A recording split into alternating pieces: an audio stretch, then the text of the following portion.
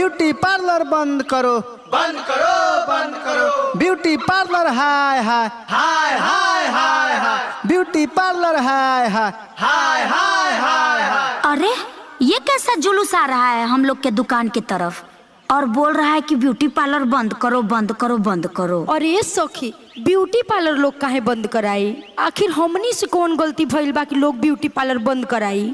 अरे हाँ, यही तो मैं सोच रही हूँ। ऐसा क्या हो गया है जी ये लोग चिल्ला रहे हैं ब्यूटी पार्लर बंद करो, ब्यूटी पार्लर बंद करो। ब्यूटी पार्लर बंद करो, बंद करो, बंद करो। ब्यूटी पार्लर हाय हाय हाय हाय हाय हाय। नमस्कार दोस्तों, मैं खबरीलाल फेंकू चंद। अभी मैं एक खबर फेंकने जा रहा हूँ। कैमरामैन फोकस करिए।